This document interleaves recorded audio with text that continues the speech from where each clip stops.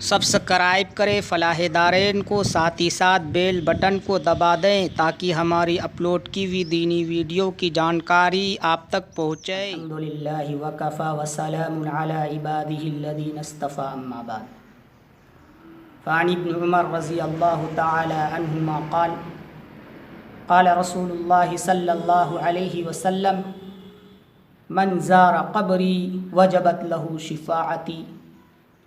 وقال رسول اللہ صلی اللہ علیہ وسلم من زارنی بعد وفاتی فکأنما زارنی فی حیاتی، او کما قال علیہ الصلاۃ والتسلیم۔ محترم ناظرین، السلام علیکم ورحمۃ اللہ وبرکاتہ۔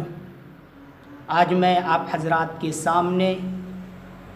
حضور اکرم صلی اللہ علیہ وسلم کی قبر کی زیارت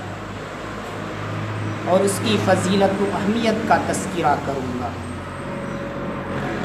حضور اکرم صلی اللہ علیہ وسلم کا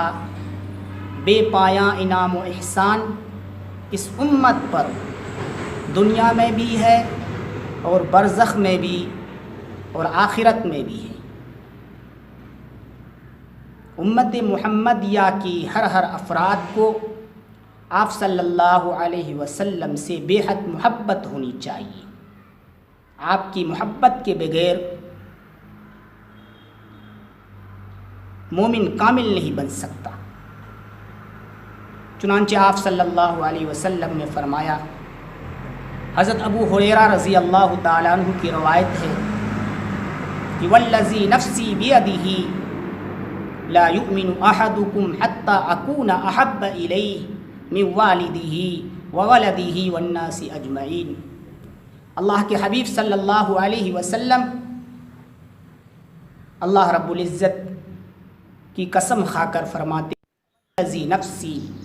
اس ذات کی قسم جس کی قبض قدرت میں میری جان ہے،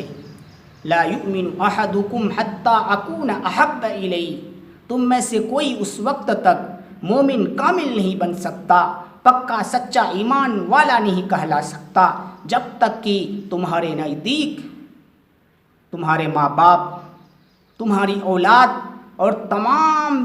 چیزوں سے زیادہ ہماری محبت نہ ہو جائے۔ تمہارے نزدیک تمام چیزوں سے زیادہ ہماری محبت ہونی چاہیے۔ جب تک ہر چیزوں سے زیادہ ہماری محبت تمہارے نزدیک نہیں ہے، اس وقت تک تم مومن کامل نہیں کہلا سکتے۔ اسی آپ صلی اللہ علیہ وسلم کے انعام و احسان اور محبت کے نتیجے میں اس امت کے ہر اس فرد پر جس کو اللہ رب العزت نے مال و دولت سے نوازا، جس کو اللہ رب العزت نے صاحب ثروت بنایا، جن پر اللہ رب العزت نے حج فرض فرمایا، جس کو اللہ رب العزت نے بیت اللہ شریف تک پہنچنے کی استطاعت، اللہ رب العزت نے استطاعت سے نوازا، تو امت کے ہر اس فرد پر حج کی ادائیگی کے بعد جب وہ حج کے لیے جائے، جب حج ادا ہو جائے، مدینہ طیبہ حاضر ہو کر آپ صلی اللہ علیہ وسلم کی قبر کی زیارت کرے، حضور اکرم صلی اللہ علیہ وسلم کی روضہ اقدس کے اندر حاضری دے، خواہ حج کے لیے جائے یا عمرہ کے لیے یا کسی اور موقع پر جائے، تو آپ صلی اللہ علیہ وسلم کی روضہ کی زیارت کرے، مدینہ طیبہ حاضر ہو کر آپ کی قبر اطہر پر حاضری دے۔ چنانچہ آپ صلی اللہ علیہ وسلم کی قبر اطہر کی زیارت یہ مستحب ہے۔ علماء فرماتے ہیں آپ صلی اللہ علیہ وسلم کی قبر اطہر کی زیارت کے متعلق بے شمار فضیلتیں حدیثوں کے اندر مذکور و وارد ہیں۔ چنانچہ آپ صلی اللہ علیہ وسلم فرماتے ہیں، حضرت ابن عمر رضی اللہ تعالیٰ عنہ کی روایت ہے، دار قطبی کے اندر آپ صلی اللہ علیہ وسلم فرماتے ہیں، من زار قبری وجبت له شفاعتی، جس نے میری قبر کی زیارت کی، جس نے قبر اطہر پر حاضر ہو کر قبر اطہر کی زیارت کی، آپ کی روضہ اقدس پر حاضر ہوا، تو آپ صلی اللہ علیہ وسلم فرماتے ہیں اس کے لیے میری سفارش لازم اور ضروری ہے، میں ان کے حق میں شفاعت کروں گا۔ ایک دوسری روایت کے اندر طبرانی کی روایت ہے جس کو حضرت ابن عمر رضی اللہ تعالی عنہما نے ہی نقل فرمایا ہے، راوی ہے اس حدیث کے۔ وہ فرماتے ہیں آپ صلی اللہ علیہ وسلم نے فرمایا قال رسول اللہ صلی اللہ علیہ وسلم من جاءنی زائرا،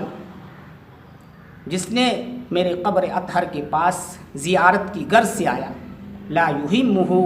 الا زیارتی کان حقا علی ان اکون لہ شفیعا۔ آپ صلی اللہ علیہ وسلم فرماتے ہیں کہ جو شخص مدینہ طیبہ حاضر ہو کر میرے روزے اطہر کے پاس آ کر میری زیارت کرے، میرے روزے اطہر کے پاس آ کر میری زیارت کرے، اس کا ارادہ کچھ اور نہ ہو، صرف میری زیارت مقصود ہو، تو آپ صلی اللہ علیہ وسلم فرماتے ہیں کان حقا علی ان اکون لہ شفیعا، میرے اوپر یہ حق ہے اس شخص کے لیے میں ان کے بارے میں سفارش کروں۔ چنانچہ علامہ زرقانی رحمۃ اللہ علیہ شرح مواہب کے اندر لکھتے ہیں کہ یہاں شفاعت سے مراد مخصوص شفاعت ہے، خواہ رفع درجات کی شفاعت ہو یا قیامت کے ہولناکیوں سے امن کی شفاعت ہو، یا اسی طرح بغیر حساب و کتاب کے جنت کے اندر داخلے کی شفاعت ہو۔ اس امت کہ کون ایسے شخص ہے نہیں جس کے دل میں یہ خواہش نہ ہو، جو یہ نہ چاہے کہ اللہ کے حبیب کی شفاعت میرے حق میں نہ ہو۔ امت کے ہر فرد کے دل میں یہ خواہش ہوگا کہ کاش کہ مجھے آپ صلی اللہ علیہ وسلم کی شفاعت اور سفارش نصیب ہو جائے، قیامت کے ہولناکیوں سے امن ملے، ہر شخص چاہتا ہے، اس امت کے ہر فرد چاہتا ہے۔ تو آپ صلی اللہ علیہ وسلم نے فرمایا جسے یہ چاہیے کہ میری سفارش ان کے حق میں ہو تو میرے روز اقدس پر حاضری دے، جس کو اللہ رب العزت نے صاحب ثروت اور صاحب دولت سے نوازا ہے، مال و دولت سے نوازا ہے، وہ ضرور آپ صلی اللہ علیہ وسلم کی روز اقدس کی زیارت کرے۔ بڑا خوش نصیب ہے وہ شخص جو مدینۃ المنورہ کی حاضری بھی دے، بیت اللہ شریف کی حاضری کے ساتھ ساتھ حج کی ادائیگی کے ساتھ ساتھ آپ صلی اللہ علیہ وسلم کی روز اقدس کی بھی زیارت کریں۔ محترم سامعین، اسی طرح آپ صلی اللہ علیہ وسلم نے فرمایا من زارنی بعد وفاتی فکأنما زارنی فی حیاتی، جس نے میرے مرنے کے بعد میری زیارت کی، میرے روز اقدس پر حاضر ہوا، وہ ایسا ہے جیسا کہ اس نے میری زندگی میں زندہ ہونے کی حالت میں مجھ سے زیارت کی، مجھ سے ملاقات فرمائی۔ یہ بیہقی اور طبرانی کی روایت ہے۔ مشکات کے اندر لفظ کے تبادلے کے ساتھ یہ روایت مذکور ہے۔ آپ صلی اللہ علیہ وسلم فرماتے ہیں من حج فزار قبری بعد موتی کانا کمن زارنی فی حیاتی۔ آپ صلی اللہ علیہ وسلم فرماتے ہیں جس نے حج کیا، جس کو اللہ رب العزت نے حج کی سعادت سے نوازا، حج کرنے کے بعد میرے روز اقدس پر حاضری دی میرے مرنے کے بعد، گویا کہ اس نے میری زندگی میں مجھ سے ملاقات کی، میری زندگی میں مجھ سے اس نے زیارت کی۔ آپ صلی اللہ علیہ وسلم نے فرمایا مگر اس کا یہ مطلب نہیں کہ جو حج کے ارادے سے بیت اللہ شریف جائے،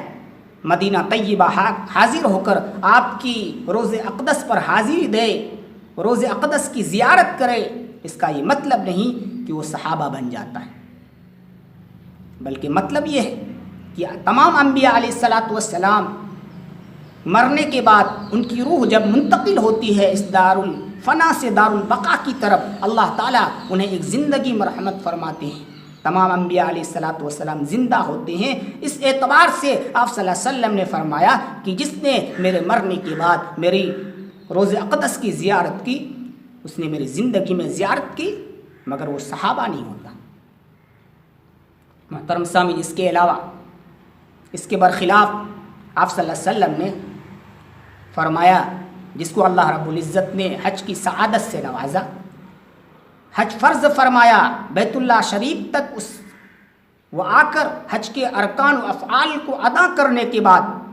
مدینہ طیبہ حاضر نہ ہو، وہ اپنے اپنے علاقہ کو لوٹ جائے، میری قبر اطہر کی زیارت نہ کرے، تو آپ صلی اللہ علیہ وسلم نے فرمایا کہ اس نے مجھ پر ظلم کیا۔ حضرت ابن عمر رضی اللہ تعالیٰ عنہما کی روایت ہے، آپ صلی اللہ علیہ وسلم نے فرمایا من حج البیت ولم یزرنی فقد جفانی، جس نے بیت اللہ شریف کا حج کیا اور میری روز اقدس کی، میرے قبر اطہر کی زیارت نہیں کی، تو اس نے مجھ پر ظلم کیا، فقط جفانی، اس نے مجھ پر ظلم کیا۔ آپ صلی اللہ علیہ وسلم نے وعید بتلائی ہے۔ تو لہٰذا جو شخص مدینہ مکۃ المکرمہ جائے تو مدینہ طیبہ کی حاضری بھی دے، آپ صلی اللہ علیہ وسلم کی روز اقدس پر جائے، اور روز اقدس پر پہنچنے کے بعد آپ صلی اللہ علیہ وسلم کے لیے درود و سلام کا تحفہ اور نذرانہ پیش کرے۔ دنیا کا دستور ہے، قاعدہ ہے کہ کوئی دوست کسی دوست کے پاس جاتا ہے، کسی احباب کے پاس جاتا ہے، تو کچھ نہ کچھ گفٹ اور تحفہ تحائف پیش کرتا ہے۔ بغیر گفٹ کے، بغیر تحفہ تحائف کے جانے پر اپنے آپ کے لیے ندامت محسوس کرتا ہے، شرمندگی محسوس کرتا ہے۔ اگر خود نہیں جاتا تو دوسروں کے ہاتھ کچھ نہ کچھ ہدیہ، تحفہ تحائف دے کر بھیجتا ہے تاکہ ہمارے دوست خوش ہو۔ آپ صلی اللہ علیہ وسلم اس امت کے لیے محسن اعظم ہیں، آپ سے بڑھ کر کوئی شخص اس امت کے لیے محسن اعظم نہیں ہو سکتا۔ تو آپ صلی اللہ علیہ وسلم کے لیے اس امت پر حق بنتا ہے کہ آپ صلی اللہ علیہ وسلم کی روز اقدس پر پہنچے تو ان پر درود و سلام کا نذرانہ تحفہ پیش کرے۔ آپ صلی اللہ علیہ وسلم نے خود فرمایا کہ میرا تحفہ، میرا گفٹ یہ ہے کہ تم مجھ پر کثرت سے درود پڑھو۔ درود کی بے شمار فضیلتیں حدیث کے اندر مذکور ہے۔ خود اللہ رب العزت کا فرمان ہے ان اللہ وملائکتہ یصلون علی النبی یا ایھا الذین آمنوا صلوا علیہ وسلموا تسلیما، یقیناً اللہ اس کے فرشتے نبی پر درود و رحمت بھیجتے ہیں۔ ایمان والو تم بھی نبی پر درود و سلام کا نذرانہ پیش کرو۔ چنانچہ حدیث کے اندر آتا ہے، آپ صلی اللہ علیہ وسلم فرماتے ہیں من صلی علیہ صلاۃ واحدۃ، جس نے مجھ پر ایک مرتبہ درود پڑھا، درود کا تحفہ اور نذرانہ پیش کیا، صلی اللہ علیہ عشر صلوات، اللہ رب العزت ان پر 10 رحمتیں نازل فرماتے ہیں۔ وحطت عنہ 10 خطیئات، اور اللہ رب العزت ان کے 10 گناہوں کو معاف فرماتے ہیں۔ ورفعت لہ 10 درجات، اللہ رب العزت ان کے 10 درجوں کو بلند فرماتے ہیں۔ اور دوسری روایت کے اندر آتا، آپ صلی اللہ علیہ وسلم فرماتے ہیں ان اول الناس بی یوم القیامہ اکثرہم علی صلاۃ، قیامت کے دن جو سب سے زیادہ مجھ سے قریب ہوگا وہ شخص ہے جو مجھ پر کثرت سے درود پڑھے۔ آپ صلی اللہ علیہ وسلم نے فرمایا کہ جو میرے قبر اطہر کے پاس آ کر درود پڑھتا ہے تو میں خود اس کو سنتا ہوں۔ آپ صلی اللہ علیہ وسلم نے فرمایا من صلی علی عند قبری سمعتہ ومن صلی علی نائیا ابلغتہ، آپ نے فرمایا کہ جو بھی بندہ، جو بھی میری امت میں سے جو بھی افراد میرے قبر اطہر کے پاس درود پڑھتا ہے میں سنتا ہوں، اور جو دور سے پڑھتا ہے، دور دراز علاقوں سے مجھ پر درود و سلام کا تحفہ اور نذرانہ پیش کرتا ہے وہ مجھ تک پہنچایا جاتا ہے۔ چنانچہ کچھ فرشتے، اللہ کے کچھ فرشتے ہیں جو روئے زمین کے اندر گشت کرتے ہیں، فرشتوں کی کچھ جماعت ہیں جو اسی کام پر متعین اور مقرر ہے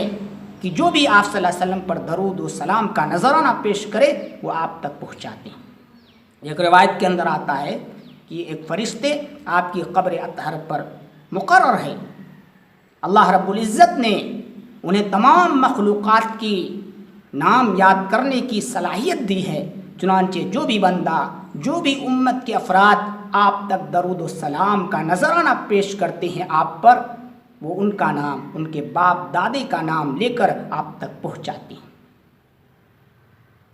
تو روز اقدس پر حاضری ہو تو درود و سلام کا نذرانہ پیش کریں، اور اس ناچیز کے لیے بھی دعائیں کریں کہ اللہ تعالی ہمیں بھی حج کی سعادت سے نوازیں اور روز اقدس پر حاضری کی سعادت سے نوازیں۔ اللہ رب العزت نے جنہیں مالدار بنایا ہے، صاحب ثروت بنایا ہے، جس کو اللہ رب العزت نے یہ دولت سے نوازا، جن پر اللہ تعالیٰ نے حج فرض فرمایا، تو اس موقع کو غنیمت سمجھے، بیت اللہ شریف جب جائیں، حج کے اعمال و افعال ادا کرے تو مدینہ طیبہ حاضر ہو کر آپ صلی اللہ علیہ وسلم کی روز اقدس کی زیارت کریں۔ اب یہ مسئلہ ہے کہ مدینہ طیبہ پہلے حاضری دے یا حج کے افعال و ارکان ادا کریں۔ چنانچہ علماء کی اکثر لوگوں کی رائے یہ ہے کہ اگر اتنا وقت ہو کہ مدینہ طیبہ سے واپس آ کر حج کے افعال و ارکان کو ادا کر سکے تو آنے کے بعد فوراً مدینہ طیبہ حاضری دے، آپ صلی اللہ علیہ وسلم کے روز اقدس پر حاضر ہو اور وہاں سے واپس آ کر حج کے افعال و ارکان کو ادا کرے۔ مگر یہ خوف ہے، خطرہ ہے، اتنا وقت نہیں کہ وہاں سے آنے کے بعد حج کے افعال و ارکان ادا ہو پائیں گے، تو پہلے حج کر لے، حج کے افعال و ارکان ادا کر لے، اس کے بعد مدینہ طیبہ جائے، وہاں جا کر حضور اقدس صلی اللہ علیہ وسلم کی قبر اطہر کی زیارت کرے۔ اللہ تعالی ہم آپ کو سننے سے زیادہ عمل کی توفیق مرحمت فرمائے۔ آخر میں آپ حضرات سے درخواست کروں گا کہ جو حضرات ہمارے اس چینل فلاح دارین میں نئے ہیں وہ ہمارے اس چینل کو سبسکرائب کرے اور ساتھ ہی ساتھ گھنٹہ کے بٹن کو دبا دے تاکہ ہماری اپلوڈ کی ہوئی ویڈیو آپ تک پہنچے۔ وآخر دعوانا الحمد للہ رب العالمین۔